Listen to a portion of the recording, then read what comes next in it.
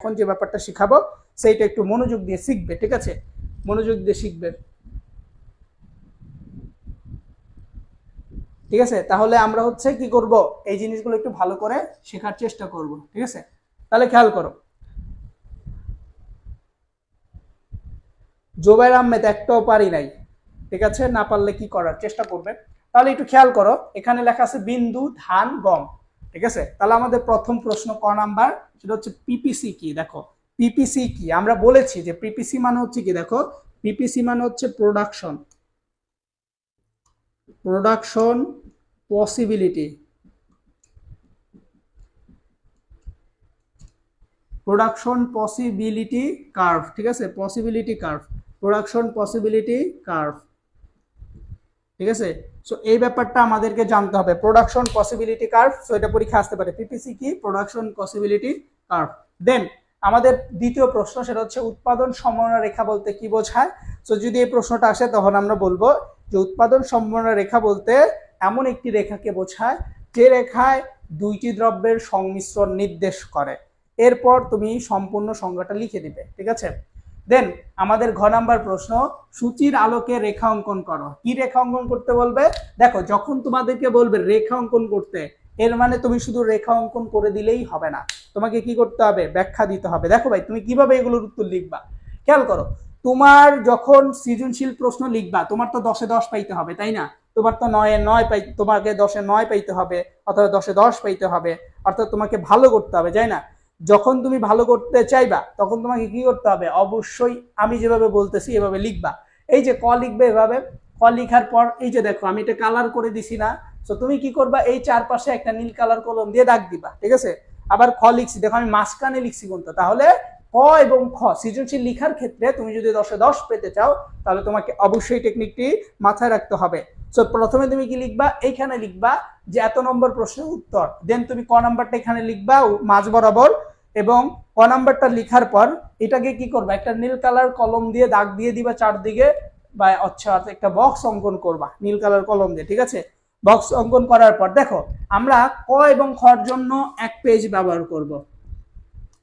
কি করব, ক এবং খর জন্য আমরা এক পেজ ব্যবহার করব, খেয়াল করো। তাহলে আমরা ক এবং খর জন্য একটা পেজ ব্যবহার করছি। খ নাম্বার প্রশ্নটা দেখো, উৎপাদন সম্ভাবনা রেখা বলতে নির্দিষ্ট পরিমাণ সম্পদের মাধ্যমে দুইটি দ্রব্যের সংমিশ্রণকে বোঝানো হচ্ছে। সো এটা হচ্ছে খ নাম্বার প্রশ্ন। এবং আমি কিন্তু এখানে দুইটা প্যারাতে লিখেছি, দেখো 1 নাম্বার প্যারা 2 নাম্বার প্যারা, অর্থাৎ খ নাম্বারে আমাদেরকে দুইটা প্যারা করে উত্তর লিখতে হবে, ঠিক আছে? সো তাহলে আমাদের ক খর জন্য এক পেজ। তাহলে এই প্রশ্নটা যদি আমি সমাধান করি, একটু খেয়াল করবে, দেখো তাহলে আমাকে একটু উৎপাদন সম্ভাবনা রেখা অঙ্কন করতে বলছে। তাহলে আমি দেখো প্রথমে যারা একদমই পারো না তারা এভাবে একটা দাগ দিবে, যারা একদমই জীবনে কখনোই উৎপাদন সম্ভাবনা রেখা অঙ্কন করতে পারো নাই বাট আজকে অঙ্কন করবে, তারা এভাবে একটা দাগ দিবে প্রথমে, ঠিক আছে? তাহলে তুমি এভাবে একটা দাগ দিলে। এবার একটু খেয়াল করো, এখানে দেখো এই শূন্য আছে, শূন্যকে কেটে দাও, শূন্যকে কি করবো, কেটে দিব। এখানে শূন্য আছে, কেটে দাও। তাহলে এই ঘর বাদ, এই ঘর বাদ, তাহলে ঘর থাকে কয়টা ভাই, একটা ঘর থাকে, দুইটা ঘর থাকে, তাই না? তাহলে যেহেতু শূন্যর ঘর বাদ যায়, তাহলে আমাদের ঘর থেকে কয়টা, দুইটা থাকে। তাহলে আমরা কি করবো, এরপর এই যে এইভাবে একটা কার্ভ আঁকবো। দেখো এটা কিন্তু অবশ্যই বাঁকা হবে, এটা কি হবে, অবশ্যই বাঁকা হবে, সোজা দিলে হবে না। আমরা যদি এটা এভাবে দিয়ে ফেলি তাহলে কিন্তু হবে না, আমাদেরকে এই জিনিসটা কি করতে হবে, অবশ্যই বাঁকা দিতে হবে। তাহলে আমরা এটা বাঁকা দিলাম। বাঁকা দেওয়ার পর আমরা এখন কি করব, খেয়াল করো, আমরা এখন যেহেতু শূন্যর ঘর একটা আরেকটা, দুইটা শূন্য ছিল বাদ, তাহলে আমরা এখানে কয়টা দাগ দিব, দুইটা দাগ দিব। কেন দুইটা দাগ দিব, কারণ অলরেডি আমাদের এইখানে শূন্যর ঘর আর শূন্যর ঘর বাদ আছে মাত্র দুইটা ঘর, তাহলে দুইটা ঘরের জন্য দুইটা দাগ দিব। ক্লিয়ার? এতটুকু বুঝতে পারছো কিনা বলো, এতটুকু বুঝতে পারছো কিনা বলো। এবার আমরা এখানে শূন্য লিখবো, কত লিখবো, শূন্য লিখবো, এবং উপরে অর্থাৎ এখান থেকে আমরা ছোট থেকে বড় লিখবো, আবার এখানে ছোট থেকে বড় লিখবো। দেখো ছোট থেকে দেখো শূন্য আছে, তারপরে 50 লিখলাম, 50, তারপর আছে কত, 100, 100 লিখলাম, তারপরে আছে 150, 150 লিখলাম, ঠিক আছে? তাহলে আমরা এখানে কত লিখলাম, দেখো তাহলে প্রথমে ছোট, তারপরে বড়, তারপরে বড়, অর্থাৎ ছোট থেকে উপরের দিকে বড় বড় লিখতে থাকলাম। এরপর আমরা এখানে কত দিছি, একটু খেয়াল করো, এখানে আমরা কত দিচ্ছি, এখানে আমরা 50 দিব, ঠিক আছে? এরপর 100 দিব, এবং এরপর আমরা 150 দিব, ঠিক আছে? তাহলে খেয়াল করো আমাদের, এবার একটু খেয়াল করো তুমি, দেখো প্রথমে শূন্য আছে, শূন্য, ক পরে 50 আছে 50, পরে 100 আছে 100, পরে 150 আছে 150। তাহলে এটা কিসের পরিমাণ দেওয়া আছে এইটা? তাহলে এখানে লিখবা গমের পরিমাণ। কি লিখবা? গমের পরিমাণ। ঠিক আছে, তাহলে এখানে কি লিখবা? গমের পরিমাণ। তাহলে আমি এখানে কিসের পরিমাণ দেখো 0, 50, 100, 150 এই সিরিয়ালে না, তাহলে এটা হচ্ছে গমের পরিমাণ। ক্লিয়ার? এটা হচ্ছে কিসের পরিমাণ? গমের পরিমাণ। এবার খেয়াল করো নিচে তাহলে কিসের পরিমাণ হবে? অবশ্যই ধানের পরিমাণ।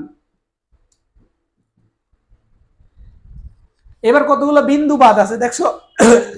কতগুলো বিন্দু বাদ আছে। তাহলে বিন্দুগুলো বাদ থাকলে আমাদের কি করতে হবে? খেয়াল করো, দেখো তাহলে এখানে ছিল এ বিন্দু, তাহলে এখানে দিবা এ বিন্দু, এখানে দিবা বি বিন্দু, এখানে দিবা সি বিন্দু। ঠিক আছে, এখানে দিবা সি বিন্দু, আরেকটা থাকে ডি বিন্দু, এখানে দিবা ডি বিন্দু। ঠিক আছে, তাহলে দেখো এই যে আমাদের উৎপাদন সমানরেখার চিত্র হয়ে গেল। সো এই চিত্রটা যারা ভাইয়া চ্যাপ্টার 2 এ কিছু ম্যাথ করান প্লিজ একইছি ভাই, আমরা হচ্ছে আজকে প্রথম দ্বিতীয় দুইটাই পড়াবো, যেহেতু দুইটা পড়াবো সেহেতু এখন প্রথমটা পড়াচ্ছি, এরপর দ্বিতীয়টা পড়াবো। ঠিক আছে, সো এখন যদি শেষ না হয় আজকে প্রথমটা আমরা শেষ না করতে পারি, ইনশাল্লাহ আগামীকাল সকালে আমাদের বাকি দ্বিতীয় অধ্যায়ের বাকি অংশটুকু আমরা পড়ার চেষ্টা করব। ঠিক আছে, আচ্ছা খেয়াল করো, তাহলে আমাদের হচ্ছে এখানে গমের পরিমাণ, নিচে ধানের পরিমাণ দিলাম। এখন চিত্রটা অঙ্কন করতেই হবে। যখন চিত্রর কথা বলবে তখন আমাদেরকে আলাদা করে কি করতে হবে?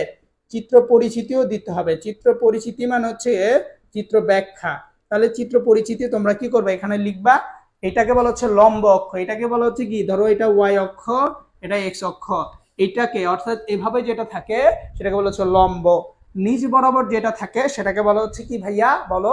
তাহলে উপরের বরাবর যেটা থাকবে সেটাকে বলা হয় লম্ব, নিচে যেটা থাকবে সেটাকে বলা হচ্ছে ভূমি। সো লম্ব এবং ভূমি।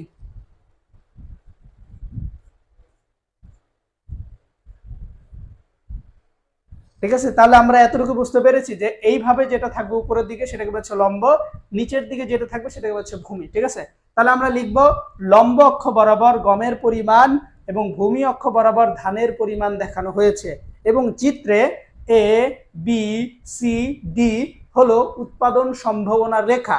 আমি আবারও বলছি, তোমরা কি লিখবা? তোমরা এটা লিখবা যে চিত্রে লম্ব অক্ষ বরাবর গমের পরিমাণ এবং ভূমি অক্ষ বরাবর ধানের পরিমাণ দেখানো হলো, এবং চিত্রে এ বি সি ডি হলো বিভিন্ন বিন্দু এবং এ এবং ডি হলো উৎপাদন সম্ভাবনা রেখা। ঠিক আছে, সো এটা তো তোমরা বলবা, বলার পর তোমরা অ্যাকচুয়ালি কি করবা দেখো। এবার তোমরা বলবা যে যখন ধানের পরিমাণ সর্বোচ্চ, যখন ধানের পরিমাণ সর্বোচ্চ তখন গমের পরিমাণ সর্বনিম্ন, যখন গমের পরিমাণ সর্বোচ্চ হয় তখন ধানের পরিমাণ হয় সর্বনিম্ন, যখন গমের পরিমাণ হয় 50 একক তখন ধানের পরিমাণ হয় 100 একক, যখন ধানের পরিমাণ হয় 100 একক তখন গমের পরিমাণ হয় 50 একক। সুতরাং আমরা বুঝতে পারছি গমের পরিমাণ বৃদ্ধি পেলে ধানের পরিমাণ হ্রাস পায় এবং ধানের পরিমাণ বৃদ্ধি পেলে গমের পরিমাণ হ্রাস পায়। সো বুঝতে পারছো? সো এভাবে তুমি সুন্দর করে ব্যাখ্যা দিয়ে দিবে, তাহলে তোমার হয়ে যাবে, তাহলে তুমি 3-এ 3 পাবে। ঠিক আছে, এই হচ্ছে আমাদের 1 নম্বর সৃজনশীল এর ঘ নাম্বারটার উত্তর। এবার একটু খেয়াল করো, এবার আমাদেরকে বলেছে যে উৎপাদন সমানরেখার বাহিরে যদি এফ এবং ভেতরে যদি ই বিন্দু স্থাপন করি। দেখো বাহিরে বলতে এখানে একটা বিন্দু দিলাম, এই বিন্দুর নাম বলেছে এফ বিন্দু, এবং ভিতরে একটা বিন্দু দিলাম যে বিন্দুর নাম বলেছে ই বিন্দু। সো খেয়াল করো, যদি তুমি বাহিরের বিন্দুতে উৎপাদন করো তাহলে কি হবে, এবং তুমি যদি ভেতরের বিন্দুতে উৎপাদন করো তাহলে কি হবে। দেখো এই যে বাহিরে যে বিন্দু আছে এবং ভেতরে একটা বিন্দু আছে, খেয়াল করো এই যে দেখো এই পর্যন্ত হচ্ছে উৎপাদন সমানরেখার এরিয়া, অর্থাৎ তোমার জমি আছে কোন পর্যন্ত ভাইয়া? এই পর্যন্ত তোমার জমি আছে। তাহলে এইখান থেকে শুরু করে এই পর্যন্ত তোমার জমি আছে, এবং এই জমির পরিমাণ ধরো 40 একর। কত একর? 40 একর জমি আছে তোমার। ঠিক আছে, এখন তুমি যদি তোমার সম্পূর্ণ জমিতে উৎপাদন করো তাহলে উৎপাদন অবশ্যই বেশি হবে। এই যে বেশি হচ্ছে এটাকে বলা হচ্ছে পূর্ণ নিয়োগ। কি বলা হচ্ছে? পূর্ণ নিয়োগ, অর্থাৎ তুমি তোমার সম্পদের সম্পূর্ণ নিয়োগ করলা, তুমি তোমার সম্পদটা সম্পূর্ণ ব্যবহার করলা। যেহেতু সম্পূর্ণ জমি ব্যবহার করছো উৎপাদনটা অবশ্যই বেশি হবে, এই জন্য উৎপাদনটা বেশি হচ্ছে। এখন প্রশ্ন দেখো, এইখানে হচ্ছে তোমার সম্পূর্ণ জমি, এখন তুমি যদি এইখানে উৎপাদন করো তাহলে অর্ধেক হয়ে গেল না, অর্থাৎ তোমার জমির ভিতরে অর্থাৎ অর্ধেক অংশ কমে গেল। যদি অর্ধেক অংশ কমে যায় তাহলে উৎপাদন কি বেশি হবে নাকি কম হবে? বলো ভাইয়া। অবশ্যই উৎপাদনটাও কম হবে। তাহলে এটাকে বলা হচ্ছে অপূর্ণ নিয়োগ। এটাকে কি বলা হচ্ছে? অপূর্ণ নিয়োগ। আমরা বলতে পারি অপূর্ণ নিয়োগ, অথবা আমরা এটাকে বলতে পারি সম্পদের অদক্ষ ব্যবহার, অথবা আমরা এখানে বলতে পারি যে এইখানে যদি আমরা ভেতর উৎপাদন করি তাহলে আমাদের অনেকগুলো সমস্যার সৃষ্টি হবে। যেমন 1 নাম্বার তোমার হতে পারে যে কর্মসংস্থান কমে যাবে, কর্ম যে সংস্থান থাকে সেটা হচ্ছে হ্রাস পাবে, ঠিক আছে, কর্মসংস্থান হ্রাস পাবে, ঠিক আছে। 2 হচ্ছে বেকারত্ব বৃদ্ধি পাবে। কেন বেকারত্ব বৃদ্ধি পাবে? কারণ দেখো ভাই, তুমি তোমার সম্পূর্ণ জমিতে যদি উৎপাদন করো তাহলে তুমি শ্রমিক নিতে আগে 10 জন, এবং তুমি যদি অর্ধেক জমিতে উৎপাদন করো তাহলে তুমি শ্রমিক নিবা 5 জন। এর মানে অবশ্যই তোমার কি হলো, তোমার জমির পরিমাণ কমে গেল।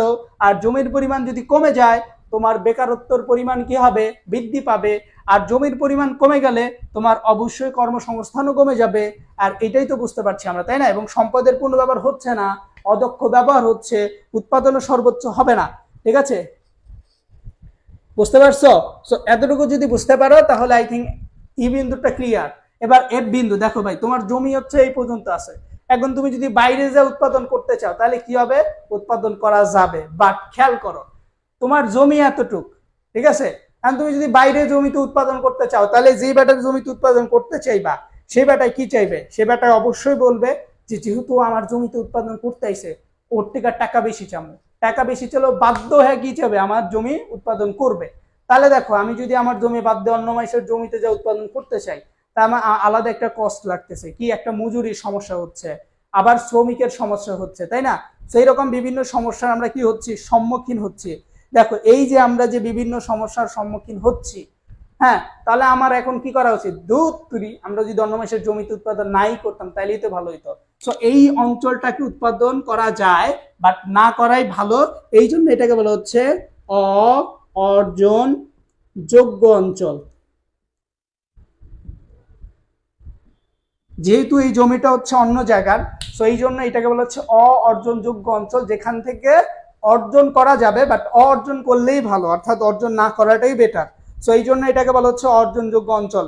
অর্থাৎ আমরা যদি ই বিন্দুতে উৎপাদন করি তাহলে সম্পদের অদক্ষ ব্যবহার হবে, সম্পদের পূর্ণ ব্যবহার হবে না, উৎপাদন সর্বোচ্চ হবে না, কর্মসংস্থান হ্রাস পাবে, বেকারত্ব বৃদ্ধি পাবে। সুতরাং আমরা বুঝতে পারছি উৎপাদন সমন্বয়রেখার ভেতরের বিন্দুতে আমরা উৎপাদন করলে সবকিছুতেই হ্রাস পায়, এবং আমরা যদি দেখি যে উৎপাদন সমন্বয়রেখার বাহিরের বিন্দুতে এখানে উৎপাদন করা যাবে না। কারণ কি? কারণ এটাকে বলা হচ্ছে অর্জনযোগ্য অঞ্চল, এবং অর্জনযোগ্য অঞ্চল হওয়ার কারণে এখানে উৎপাদন করা যাবে না, এবং এখানে উৎপাদন না করার 4টি সীমাবদ্ধতা আছে। 1 নাম্বার তোমার শ্রমিকের সীমাবদ্ধতা, 2 নাম্বার তোমার জমির সীমাবদ্ধতা, 3 নাম্বার তোমার মজুরির সীমাবদ্ধতা, 4 নাম্বার তোমার উৎপাদনের সীমাবদ্ধতা। সুতরাং তোমার এই 4টা সীমাবদ্ধতার মধ্যে পড়তে হবে। এই জন্য আমি চিন্তা করলাম না এফ বিন্দুতে কোনো উৎপাদন করা যাবে না। বুঝতে পেরেছো?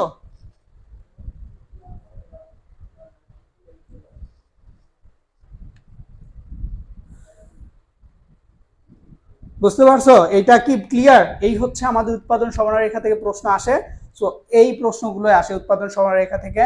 সো তোমাদের যাদের সমস্যা ছিল আমি আশা করছি যে এতটুকু করলে তোমাদের সমস্যার সমাধান হয়ে যাবে, ইনশাল্লাহ সমাধান হয়ে যাবে। সো যাদের সমস্যা আছে তোমরা ভালো করে পড়ো, ঠিক আছে? তাহলে ইনশাল্লাহ তোমাদের এই সমস্যাগুলো আর থাকবে না।